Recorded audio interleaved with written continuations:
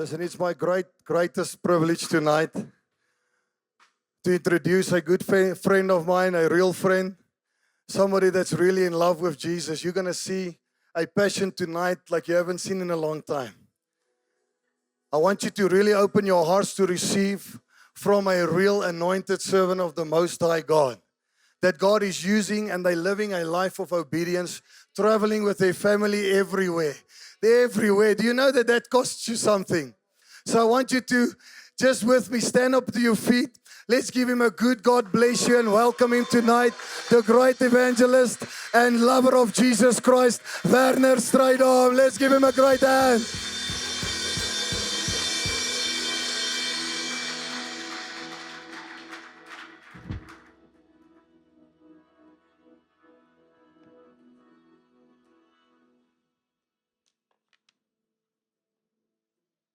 Father, we thank you for this evening. We thank you for your presence.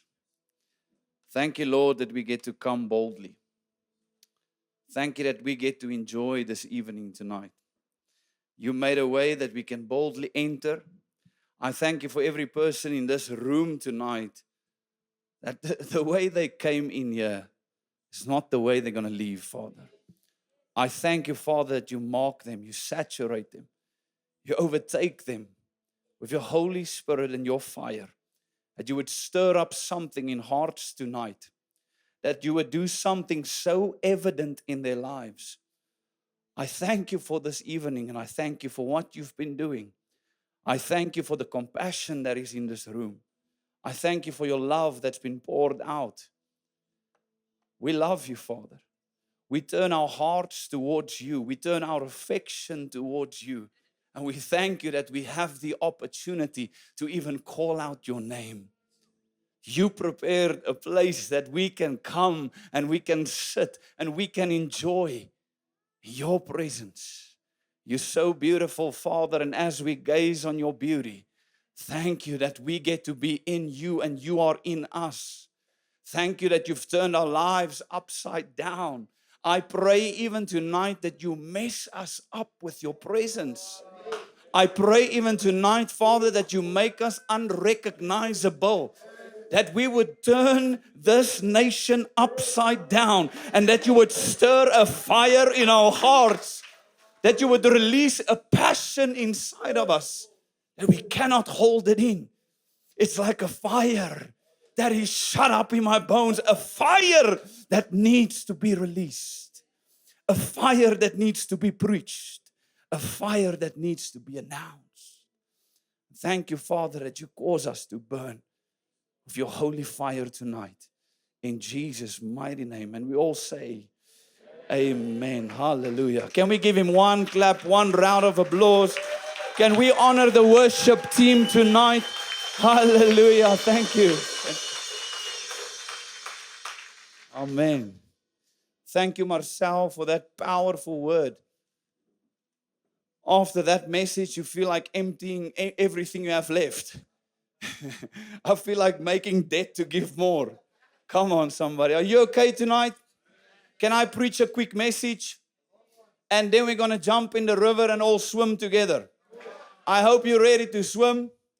I've been swimming a bit. My son has been swimming a bit. Hallelujah. So beautiful when your kids get to be in the revival meetings. Last night, I just wanted them to be, even if he sleeps, he must just be in the presence. I just want him in that atmosphere. I remember growing up, and we would be in revival meetings, and I would go every night. We used to camp around the church just to be able to get a space to get into church. So as a little boy, I used to just sit in front of the base bin. And then I would fall asleep in front of the base bin. And my mom and dad, they just left me there. Amen. I remember nights where my mom and dad, they would at church, and the glory of God would come in. And they would go on 2, 3 o'clock in the morning. And so we had a babysitter, so some nights we didn't join them. But my mom would get in the car, she would go back home and make sure that she gets us and wakes us up and say, come sit in the service, God is doing something. So I would be 4 years old sitting there and people are under the influence. I don't know what's happening in this room, but she just wants us to be there. Even if we're sleeping, she wants that presence of God to do something with us. Amen. So let me quickly, I have a message I want to share, and I want to start this way, maybe to say that there's 3 ways you can experience the presence of God. Number 1, you get the omnipresence of God. Are you with me? All of us need the omnipresence of God to survive on this earth. The Bible says, even if you make your bed in hell, He's there. His presence is everywhere. Whether you're a Muslim, whether you believe in something else, you need the presence of God to be able to survive on this earth. Then you get number 2, the manifest presence of God. Someone say manifest. At the back, can you join us? Can you say manifest? That's when God makes His presence clear to us. That's when He reveals Himself. But then you get the cultivated presence of God. When God manifests Himself, it has everything to do with God and nothing to do with us. But the cultivated presence of God has everything to do with us and nothing to do with God. Amen? That's when we read in the Bible says in the book of Psalm, He says, lift up your head, O you gate. Be lifted up, you ancient door, because the King of glory is about to come in. In the Passion Translation, it says, the King of glory is about to come through you. So why do you lift up your head? When you lift up your head, you realize your position. I'm seated in heavenly places. You realize I'm the top and not, hey, come on somebody. You realize that I'm a king's kid. I'm seated. When you look down, you walk by the flesh. Lift up your head, oh you gates. You're a gate that's starting to open up. Then He says, be lifted up. When you look down, you don't get lifted up in the Spirit. You don't walk by the Spirit. And the Bible says we have to walk by the Spirit. The mature children of God are those who walk by the Spirit of God. So when you look at the flesh, you walk by the flesh. You look down. When you look up, you realize your position. The gate opens and He lifts you in the Spirit and you start walking in the Spirit. Lift up your head, O you gates, be lifted up, you ancient door. And then you release and you answer the prayer of Jesus on earth as it is in heavens. It is our privilege to release heaven on this earth. We don't live from earth to heaven. We live from heaven to earth. We've been sent here. That means we've got a mission here. That means the very reason you're sitting here tonight and there's a breath in your lung and your heart is still beating, your job is not finished yet. You've got a role to play. You've got something to do. You've got atmospheres to shift. I don't know about you, but I want to be so gevaarlijk. I want to be so dangerous. I want to be so on fire, even if I have to offend some religious people. I will find it my absolute pleasure to offend anything that's dead. To offend anything that only criticizes. The only thing I can do is criticize. The service was so great, y'all. We enjoyed it. But the fire of the Holy Ghost. We need to be movers. I always say this. When I started preaching, it was one of my things. I always used to say, you're not called to be a sitter and a waiter and a moaner and a complainer. You are called to be a mover and a shaker. We're called to shake things up. Some of you will be shaking in a moment. Some of you just have to shake that I can just make sure you're awake in this building tonight. Amen. So when we look at the life of Peter, we look at someone that denied Jesus, yes, but he was restored, and then the Holy Spirit came upon him. Something supernatural happened. When the Holy Spirit comes upon you, your true identity comes forward. Something comes alive. Who God really made you to be, that happens all of a sudden. He enables you to do things you cannot do by yourself. That's why you need Him to come upon you so that boldness can come, so that you can step out, so that you can preach. So the Bible says, blessed are those who know how dependent they are on Him. We need Him. You need the fire of God just to be able to survive in South Africa. So Peter was walking by fire. Peter was the one that they are not drunk as you suppose. This was prophesied by the prophet Joel that in the last days I'll pour my spirit on all flesh. So this was Peter. Peter, the one at the lame man at the gate, beautiful, get up. Silver and gold I don't have, but what I have, get up in the mighty name of Jesus. The same Peter that got arrested. The same Peter when they asked him, by what name and by what power have you done this? And the Bible says, Peter, filled with the Holy Spirit. He answered. When you're filled with the Holy Spirit, you answer with boldness. When you're filled with the Holy Spirit, you don't rely on what is inside of you. You rely on someone that's greater that's inside of you. He said, oh, you want to know in what name and by what power I've done this? He said, the one that you crucified and God rose from the dead. By that reason, I'm doing what I am doing.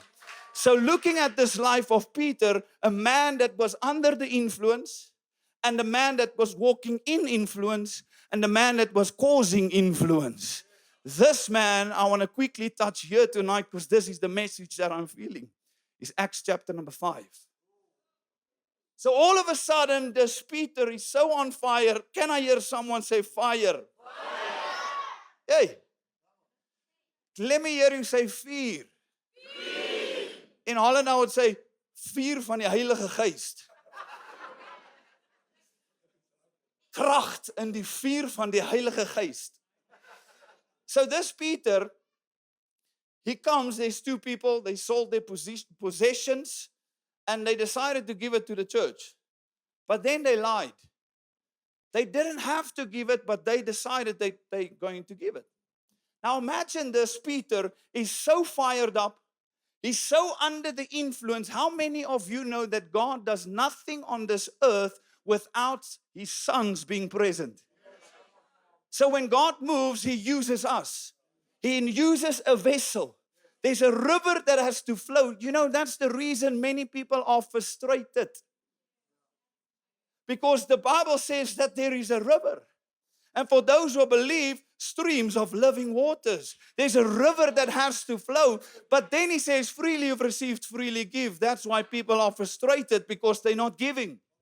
The river is not flowing. And then there's another side to this thing. He says, freely you've received. He doesn't say monopolize everything. He doesn't say capitalize when it flows. I'm going to ask you money for this river to flow. Freely you've received, freely give. Are you with me? So now we get Peter. This river is flowing. And the man Ananias and Sapphira, Ananias and Sapphira, is that in English? So they came to him and he said, and the man actually lied about what he gave. But out of the words of Peter, he said, you lied. And why did you lie to the Holy Spirit? I want you to notice, God didn't speak to him. It was Peter speaking. But he was so under the power and the authority of God, when he spoke, the man fell. Then the wife came in. And she said, he asked him, how much did you get? How much you going to give? And she lied. And he said, listen, the feet of your husband, why did you lie? Poof. And the Bible says something, and this is where I want to pick up tonight, and I want to touch on this, if that's okay with you. Is that okay? I always want to ask to the guy that just sent me a WhatsApp on the ministry channel. He said he's going to beat me up tonight. I'm also ready because I'm like Paul. Paul says, when I preach, it's not like I'm shadow boxing. So I'm not shadow boxing here tonight. I'm preaching the gospel. Every shot that I'm giving, I'm going to give it as hard as I can. Amen. So if you want to beat, I'm going to just listen to a moment before we go physical here. Bless you in Jesus' name. But we're not holding back. Someone say we're not holding back. Someone say the enemy is defeated. I like it when people get nervous. The book of Acts chapter number 5 verse 11. So after this happened, the Bible says, so great fear came upon all the church and upon all who heard these things. So fear didn't just come on the church. It came outside of the church. When revival breaks out, it doesn't stay in your church. It has to go to the school. It spills over. It goes to the hospital. It goes to your house. It follows you. Wherever you go, revival goes. Some of you need revival on your facial expression in this moment. Joy is something that's free.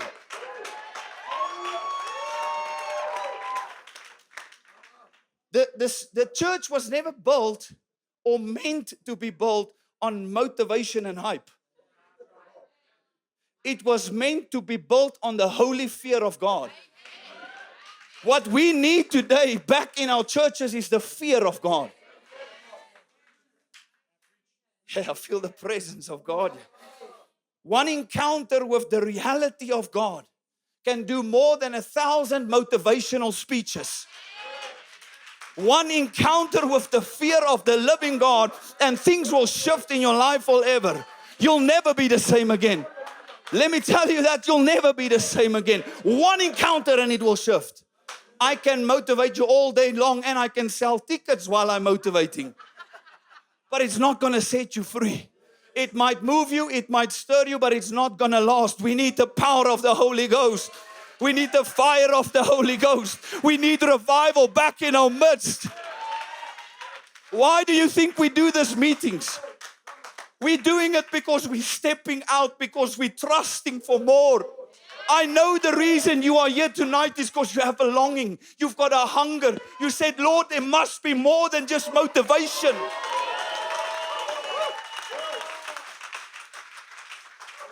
There must be more than just a nice suit and a nice watch and white shoes and this brand and that brand. And it's okay if you love brands. There's some brands I love. But it doesn't matter. Those things are empty if we don't touch His heart, if we don't carry His heart. So the Bible says this. So watch what happened when the fear came. Fear came. The Bible says, verse number 12, and through the hands of the apostles, many signs and wonders were done amongst the people. What happened when the fear came? Signs and wonders broke out. The same disciples that were catching fish, the same hands were used to, ordinary hands, ordinary people. One moment, one touch of Jesus. I'm going to turn you from being fishers of to fishers of. Are you ready? Fear of God came. Signs, wonders, and miracles started to break out. One moment, one shift in your life, He will turn the ordinary to extraordinary. Come on. Then the Bible says, and they were all with one accord. The second thing that happened when the fear of God came is unity came. It is called the Great Commission, not the Great Competition. We are here to complete, not to compete. It's not about your kingdom and this church and that church. It's about His kingdom. And we are here to win souls. If one soul comes in tonight, we all win.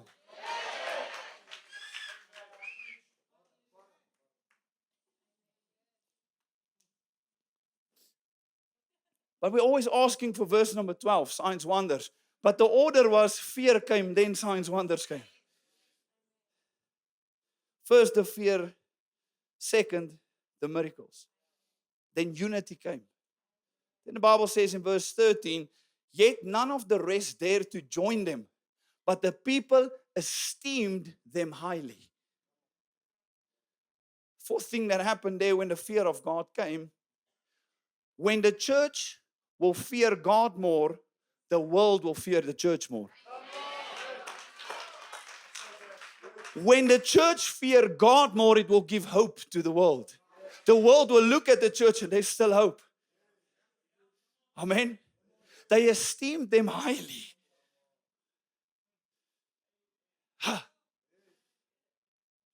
People must know you by the fire that you carry.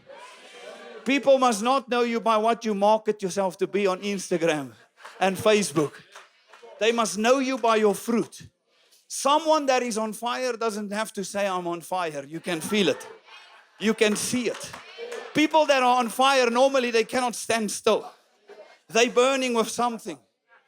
And people will look at your life and they will esteem you highly because they will see something of God.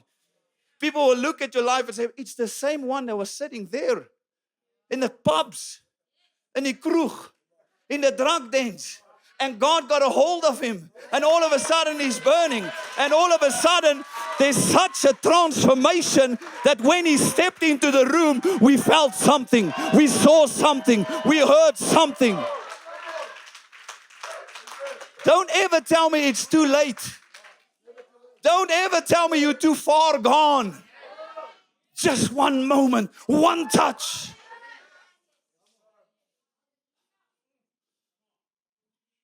I love the smoke machines and the lights and all those things. It's nice.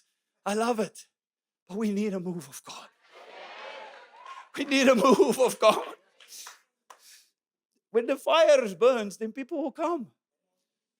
Verse 14, and the believers were increasingly added to the Lord. What happened when the fear came? The believers came. Multitudes of both men and women. We don't have to then focus on the 5-step plan, how we're going to grow the church. Okay, now we need to make the services shorter because we're losing people. No, get the fire back and people will come.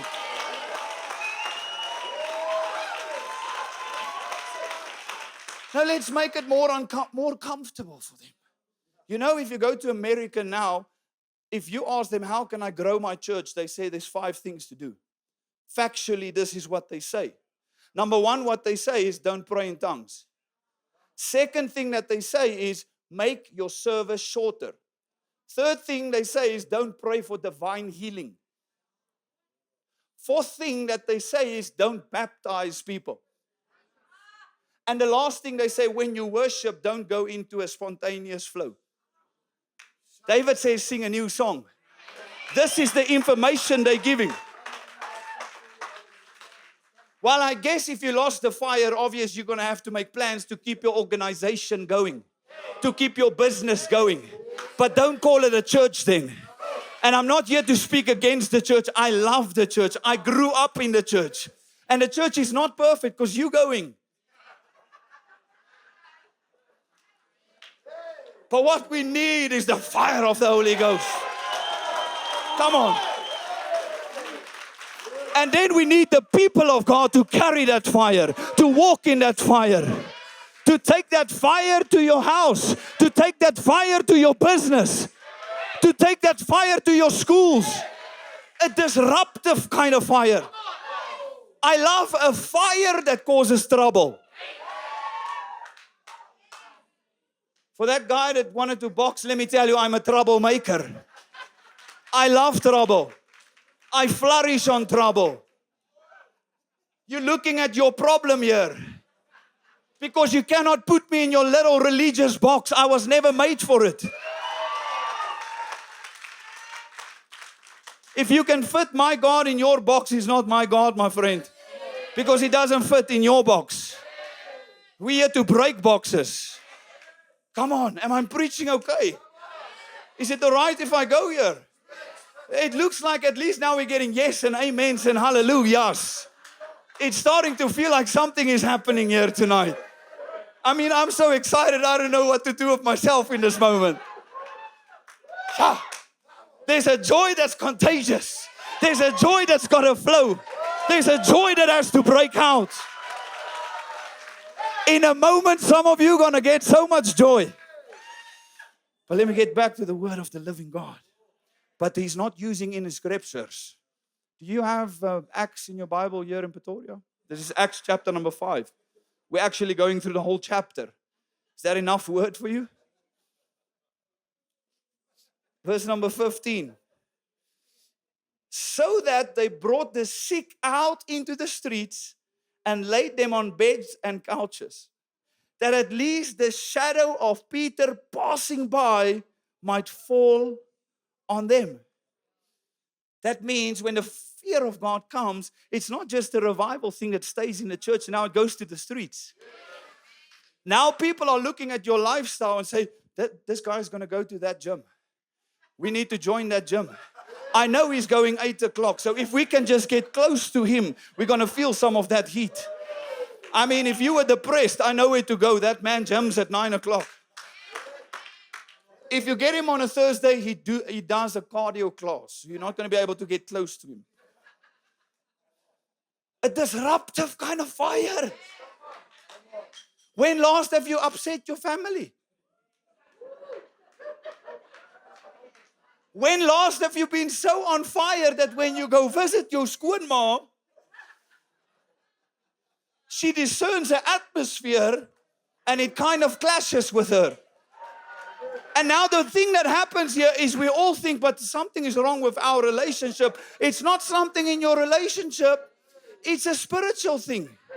You've just caught the fire and now your mom is discerning something that she doesn't know what it is. And the fire that you are carrying is now all of a sudden causing things to manifest in her life that's not supposed to be there. So she's either going to change and say, give me some of that, or she's going to say, get out of my house, I can't stand it anymore. But thank God I baptized my mother-in-law last year. Come on, Jesus. And when I took her, I said, it's time to go under. There's no begrafnistyd, verstaan jy my? So I put her under the water. And I looked at my wife. I looked at the people. I saw bubbles started to come up there. So I looked up, I felt a shaking. Eventually, I realized maybe it's time to get her out of the water. I love my mother-in-law, just a joke. But she's on fire for Jesus now. Hallelujah.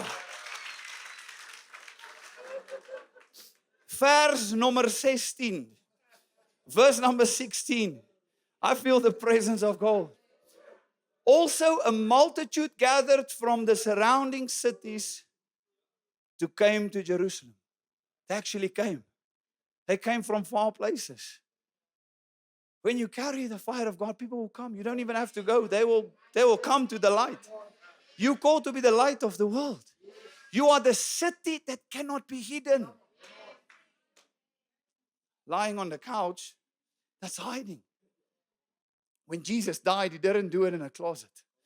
He did it publicly for everyone to see.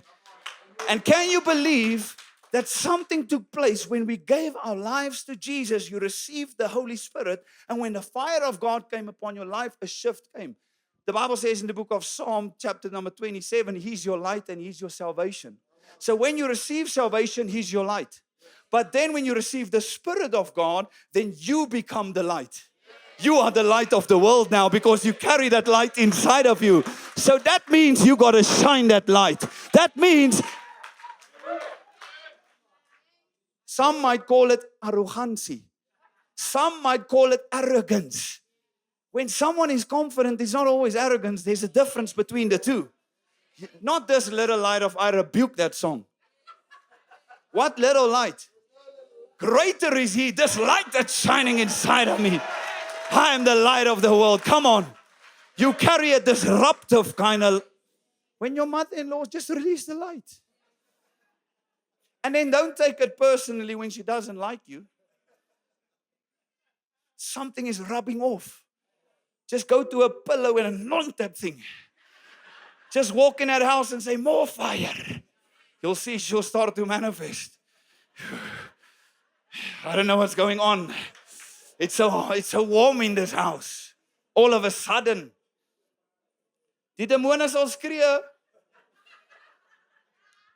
Bringing sick people and all those tormented by unclean spirits. And they were all. And they were all. Someone say all. And they were all healed. When we carry the fear of God, our prayer line is not going to be 50-50. 50 got healed, 50% did not get. All the unclean spirits, get out in the mighty name of Jesus. Because we're not just operating in a nice gift. There's many people with beautiful gifts. They're eloquent and this word and that word and put it all together and that comes out. Eloquent, it's beautiful. Many talented people, many gifted people. What we need is more than just a gift. What we need is not to become so comfortable in our gift and our abilities that we become professional in what we are doing and just using the anointing of God. We need to walk in the power under the holy fear of God, that when we pray for someone, it's not just praying because I want a result. It's not just praying so I can post on my Facebook. Did you see the eyes open? Did you see that? When I prayed. It's the holy fear of God, that compassion kicks in your life, that you know Jesus paid a price that you might see. So compassion moves you. You look by the eyes of Jesus. Some of you, I think I'm losing you. Must I start landing here quickly? Verse number 17. Then the high priest rose up, and all those who were with him, which is the sect of the Sadducees, and they were filled with indignation. They became jealous. The Sadducees became sad, you see, because they were jealous. Which is the sect of, listen, I don't know why I'm going here, but let me give you a friendly warning. Can I do that? Be careful. Be careful for people that prophesies and says, when you come under me, A, B, and C is going to happen in your life. I just want to warn you. Don't get to the place where you get controlled and manipulated because someone is gifted. Don't let someone prophesy you into a prison where eventually you're hoping, because they said, when I come submit here, when I give my life here, eventually the mantle is going to fall on me. And you're sitting there for 30 years, you're sitting there for 40 years, and that mantle has never fallen anywhere.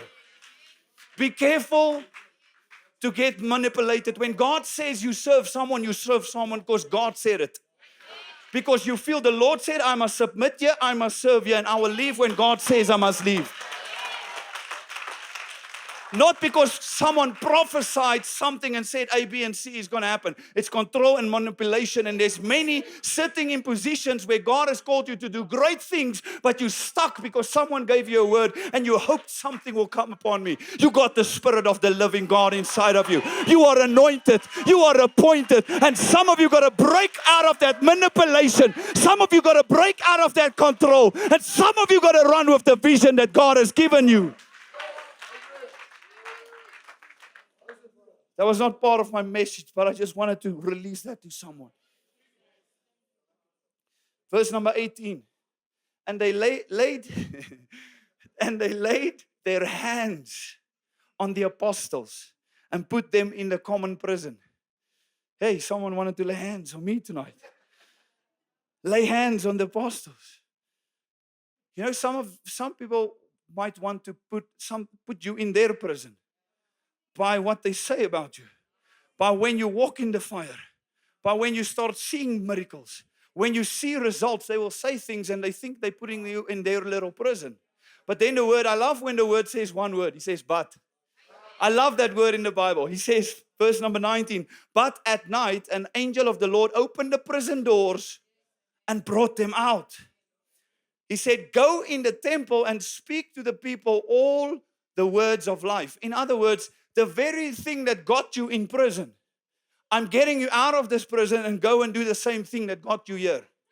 Some of you, you're in a season where you've been going, where you've been doing things, and people came against you, and all of a sudden it feels like you got this burden upon you. All of a sudden you might feel crippled, but the Lord is saying, but He's coming with His word. He's coming with His angels, and He's releasing you, and He's saying, get back to what you were doing back then.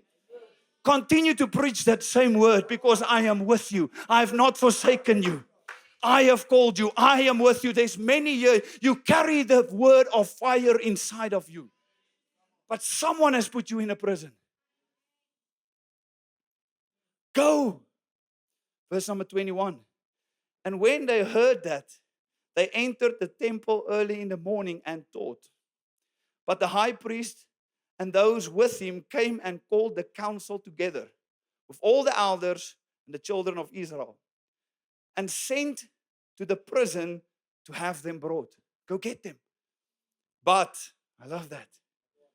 When the officers came and did not find them in the prison, they returned and they reported this.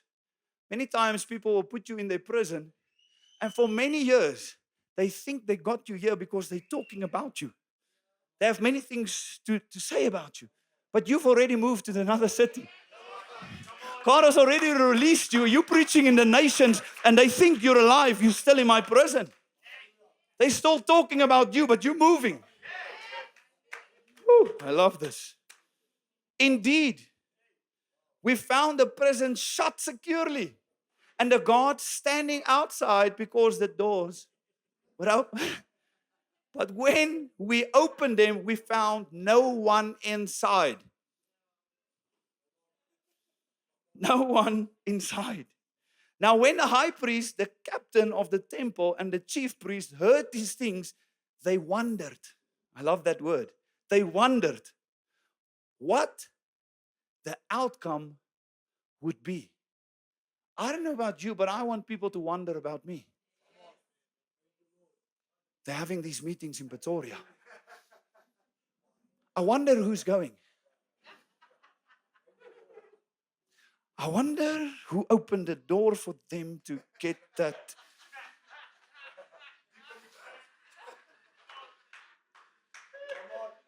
I want to live such a radical life that I'll keep those religious just wondering. You can build your little prison.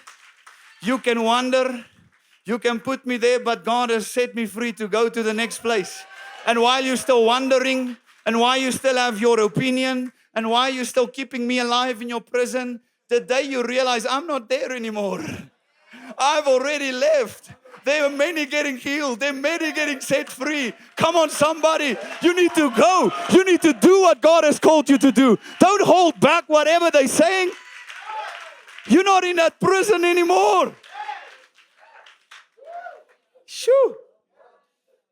So one came and told them, saying, look, the men you put in prison are standing in the temple teaching to the people. They're busy on the job. We got a job to do. Iemand sê ek het 'n werk om te doen. Ek moet hom preek. Preek hom. Hy moet vloei. It must flow. Verse number 26. Then the captain went with the officers and brought them without violence. Tonight, without violence, my friend. For they feared the people, lest they will be stoned. My friend, there's many of us in here. And some in this place are bigger than me. You never know who you're sitting next to. Or if you look at me, you don't know I used to be a diamond smuggler. Factually. When I got arrested, I prayed and said, Lord, if you help me here, if you are real and you get me out of this situation, I'll even preach the gospel someday. And the Lord got me out, and now I'm a man of my word, so I'm preaching the gospel. Come on, Jesus.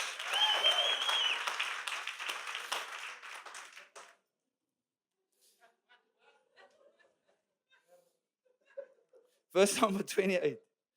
Did we not strictly command you not to teach in this name?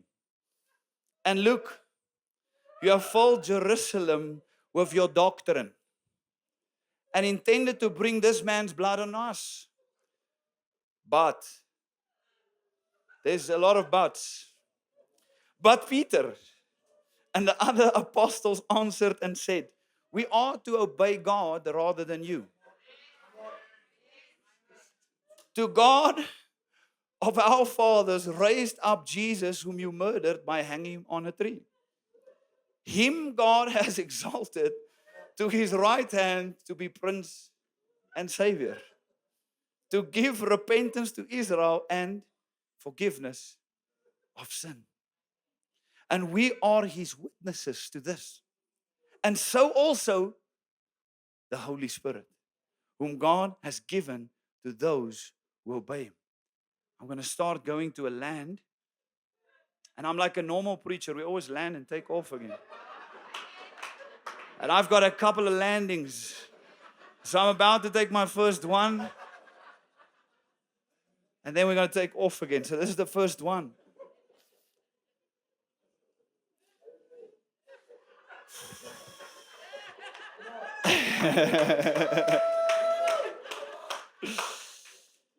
Okay, get it together. Verse 33. When they heard this, they were furious and plotted to kill him. That's a big mistake. Then one in the council stood up, a Pharisee stood up. Now this man is talking here, and he is someone that at least he uses his mind as well to think. In verse 36, I'm going to skip for the sake of time, because that was my intro. Now I'm getting to the main message. For some time ago, Thaddeus, he's speaking about a different situation now, rose up and claiming to be something great. How do you know when something is a counterfeit? How do you know when someone is using something God has given them, entrusted on their lives, and they're using it not under His influence for His kingdom, but for themselves? They're claiming to be something great. Hey, did you see that word I gave? But he said, now this man is speaking, and I'm going to skip this for the sake of time. He says, there was a man that was like this. He was claiming to be the answer. And he had a following. Many followed him, but when he died, the whole thing just fell flat. And then he speaks about another situation. He says, after this, Judas of Galilee, he rose up. He also had his influence. People started to follow him. But when he died, the whole thing just fell flat. And this man is speaking to them now. He's saying this, verse number 38. And now I say to you, keep away from these men and let them alone. My friend, I'm giving you something, advice. Leave them alone. For if this plan or this work is of men, it will come to nothing. But if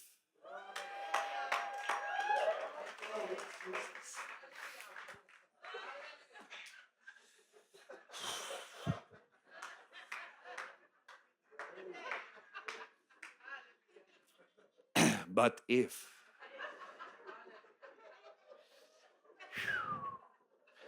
But if. I like that part. But if it is of God, you cannot overthrow it. Lest you even found fighting against God. So they all agreed. Okay. Let's leave it for now. We have a big problem, but let's leave the problem a bit. Kom ons los die probleem vir 'n rukkie. I'm just getting under the influence at this moment. And I'm not apologizing. So they called for the apostles to beat them. They commanded that they would not speak in the name of Jesus, and they let them go. Now watch this. I want you to see this. Verse number 41 has touched me so much. So they departed from the presence of the council. They'd just been beaten. They just went through all of this. And then the Bible says this, they departed, rejoicing that God would count them worthy to suffer for His name. They just got beaten. They go, yes, can you believe it? God used us. Can you believe it? God used our lives for His kingdom. Can you believe it? Kan jy dit glo? Can you believe that God used someone like me? Someone that was messed up. Someone that was broken. Someone that they said does not have any potential. He's not going to make it. He's not good enough. He's this, he's that, she's this, she's that. But God had other plans. And daily in the temple and in every house, they did not cease teaching and preaching Jesus the Christ. They got back to the job. They said, we're not stopping. They said, we're going to do this. And can you believe He called us to do this? My friends, can I just land my second landing? Is it okay if I stir you up a bit? But now is the time I need amens, hallelujahs, preach it. Preach it, white skinny man. You can do it. Just say you can do it. All things through Christ who has strengthened you. Okay, so I want to tell you a quick story. So as I grew up, I was younger. I was in school. So I decided something that I'm going to make a cracker, a firecracker, like a bomb. né? So for one moment, I just decided I want to be a professional scientist. And I'm going to try things out. So I went to my mom's cupboard and I went to the Chinese store and I went to all these places and searched some things. So I put a lot of things together that was never meant to be together. So I thought, okay, we're going to put all this and we're going to do this. So I decided, no, we're going to make a cracker. I want to see the potential of what I've put together here. Something is about to happen here. This professional scientist knows what he's doing. Ek het self skool gebank om dit te doen.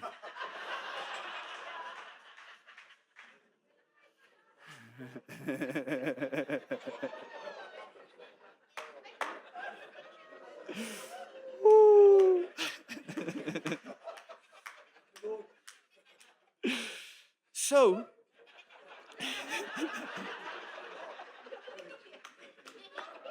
waar was ons?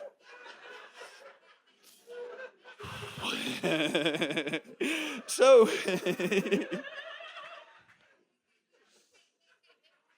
so I got on my bicycle and I remember driving out of the city.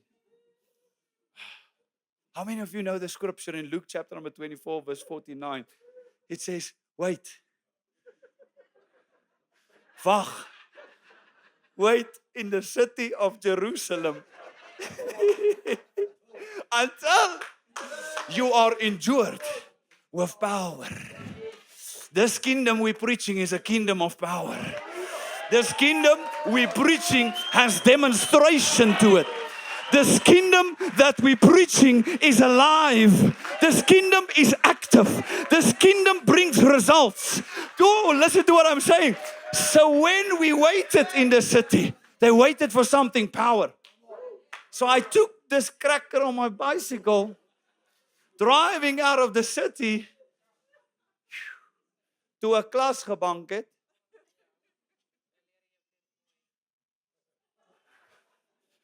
Don't listen, Mikhail. So it was the moment to see what's going to happen. So I got it ready. I placed it, waited for the right atmosphere, the angle. I'm about to release this thing. Now, how many of you know you're going to have to take something, you're going to have to apply it so that this thing can go off? So there's a Lord, I'm waiting. No. Okay, now go for it. So I'm hesitating a little bit nervous. How many of you get nervous when you have to preach sometimes? When I preach in front of 10 or 5,000 or 10,000, it's the same every single time. Nerves are there. Nerves are there until. Nerves are there till the anointing kicks in. How God anointed Jesus of Nazareth with the Holy Spirit and power. Then Jesus went to do good and he healed all those who were oppressed by the devil because God was with him. What am I saying to you? God's going to anoint you with the Holy Spirit and power.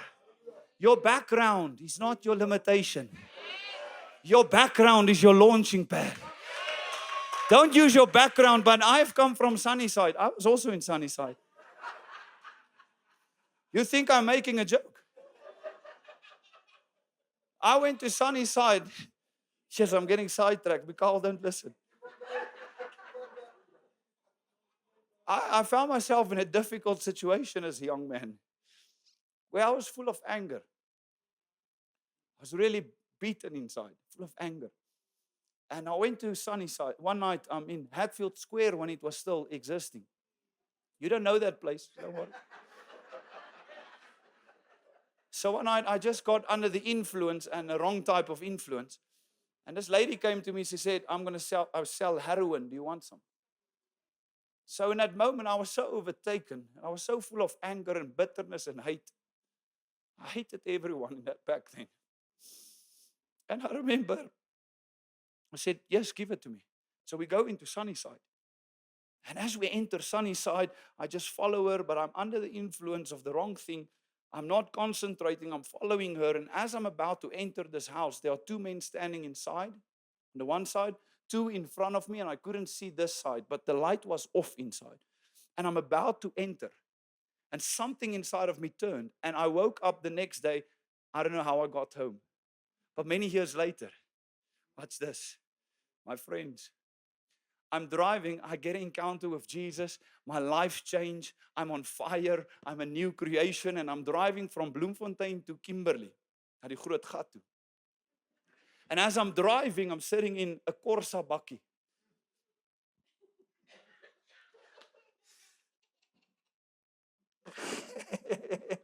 God is good. And I'm driving, and I'm putting Michael W. Smith on. And I'm listening, and I'm so grateful. And I'm singing this song. I'm deep in love with you, Abba, Father. I'm singing this over and over. I'm deep in love with you.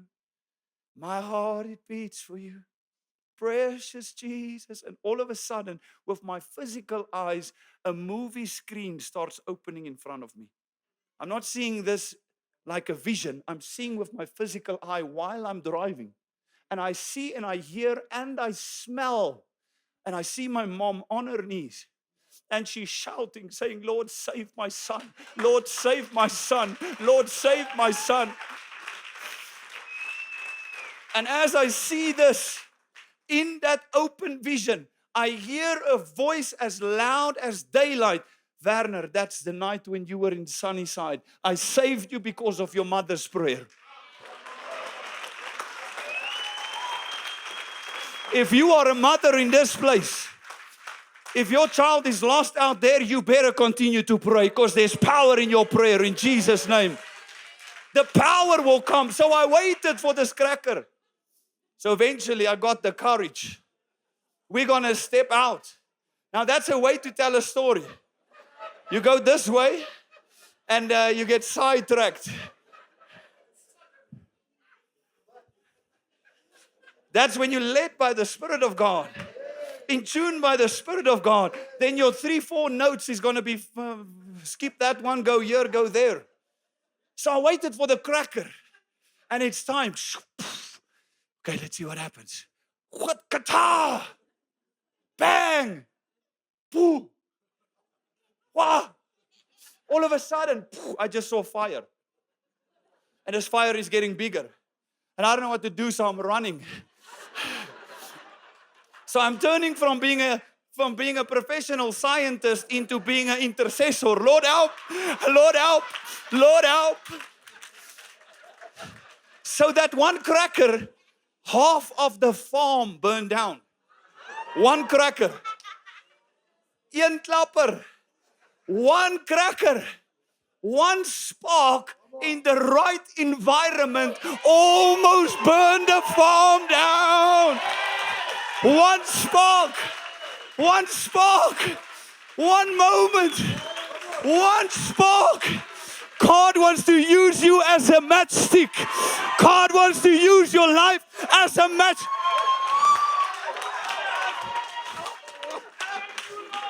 As a matchstick. God wants to use you as a matchstick.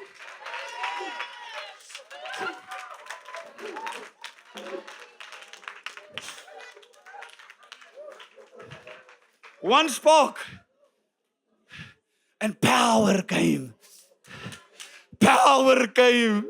You don't hear what I'm saying. I said power came. One spark. God needs one man, one woman, one spark. Any environment. Gevaarlik. Revival kind of fire. All-consuming fire. Someone say, you're always talking about the fire. What is the fire? I believe the fire of God is the love of God.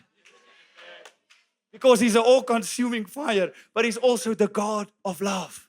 And when that God of love, that fire comes upon your life, it burns away everything that's not supposed to be there. And He sets you ablaze. And then He says, my son, My daughter, now you're burning with passion. Now jy raak gevaarlik. Now I need you to go and burn. Now I need you to go and take this out. Am I speaking to someone? And as they were endured with power, you shall receive power. The gospel is power. The Bible says in the book of Psalms, my people shall be willing in the day of power. That means there must be a demonstration. That means we must see power. Power must become alive. People must walk in power so that we can look at the power and say, we're willing. We want that. How many of you want that? And let me tell you something. I'm going to go here for 1 second. I believe, and maybe I'm stepping on toes and maybe get offended and maybe I miss it. I don't know. But when I read the Bible and I read the passage where it says, don't touch the anointed. Don't get offended of me, but this is what I believe. I believe God was speaking about His people. I believe God was speaking about everyone that carries this precious Holy Spirit. And God was saying, don't touch my anointed because I am with them. Somewhere we've lost this thing. Someone we've made it about the man instead of the man that was on the cross. Sometimes, come on somebody, it's time we return to the man that hung on the cross, that blood was dripping down his body, that me and you can walk in freedom. Hallelujah. I need better. Can you, if your wife is okay with under the in, can you just come to the keyboard if you're able to do it? I don't know if she's able. Maybe I have to do it. Do I have someone else that can play keyboard? Can you play? Not. I can't undo what God is doing. So I really believe in this moment as we, you know, there's joy in the kingdom of God. Don't get offended by the way we deliver things. And yes, we make a joke, but this is the joy of the Lord. Don't compare this to something physical. Don't compare this with, oh, that's humor. No. Start drinking. Because He says His kingdom is righteousness, peace, and joy through the Holy Spirit. So I didn't do that good in school, but when I look at maths, righteousness, peace, and joy, if we take away joy, doesn't it mean we take away a third of the kingdom? Jy's nie die hoofsuurlemoensuiger van die dorp nie.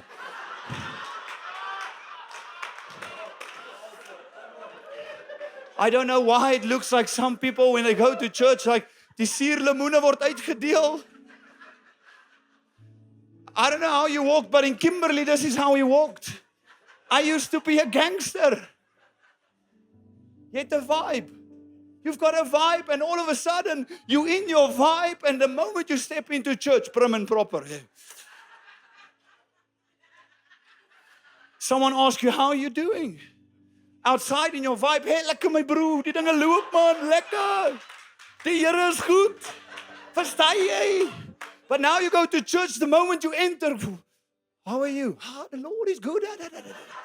Hallelujah. Yeah. Come on, somebody. God has given you a persoonlikheid. God has given you a personality. And one thing that's been stolen in the church today is the expression that God has placed in you. Because the problem is, when someone is expressing a different way than to you are gifted and what you know and what's comfortable for your box, when someone expresses themselves that way, you get offended. But that's God's glory. Because where's God's glory? God has placed His glory in you. And the only thing the religious spirit wants to do, the only thing the devil wants to do is to shut you up so that you cannot express, so that you don't dance in church anymore, so that you don't paint the pictures anymore, so that you don't tell the jokes anymore, so that you don't break out of the box anymore. And I know many of you sitting here in worship, you want to express more. In worship, you want to give it your all, but something is holding you back. Something inside of you, no, dis my persoonlikheid. I'm an introvert. You're not an introvert. You've been set free. You've got a reason to praise Him. You've got a reason to shout. You've got a reason to sing. You've got a reason to dance. You've got a reason to break out. Because He's worthy. Because He's...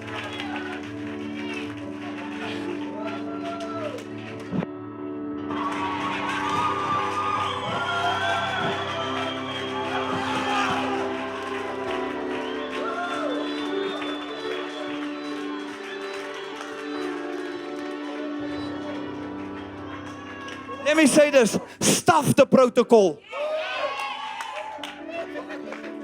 Let me say enough with the protocol. Enough with the 5-step plan. Enough with our little preconceived ideas. Enough about what do people think about me. We need to burn so radical that we become morsig.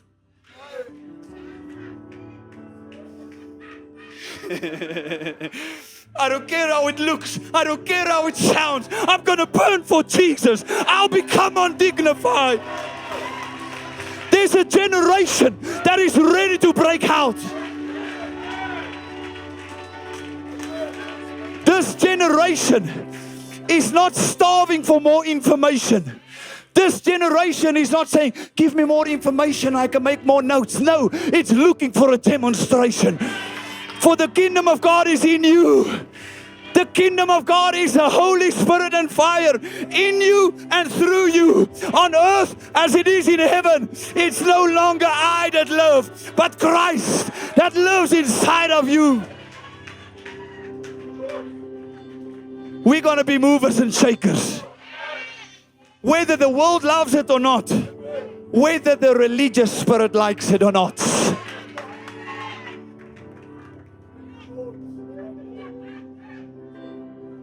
If you're now ready for that boxing match, I'm warmed up. I'm ready to take you now.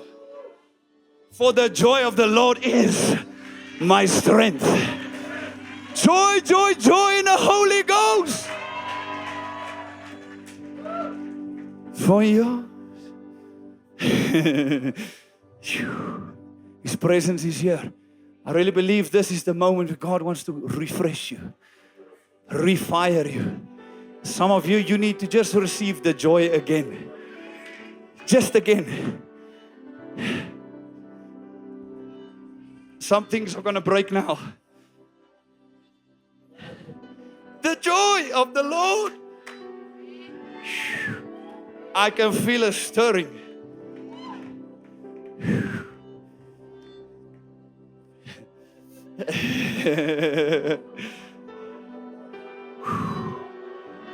Yay!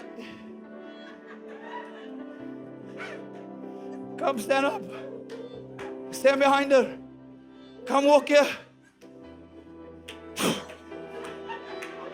The joy. The joy. The joy. The joy. The joy. Come here.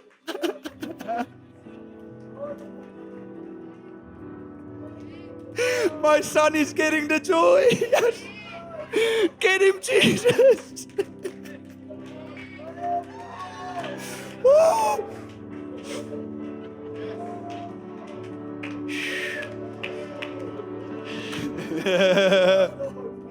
The joy. Stand up, brother. Stand up. Get an usher.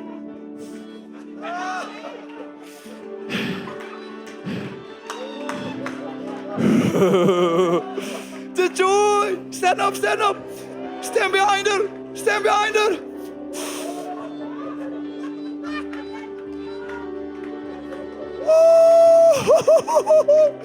Touch her, Lord.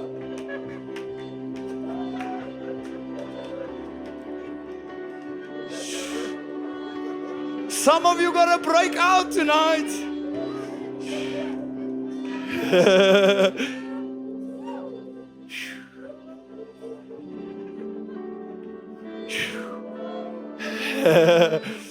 The joy of the Lord is your strength.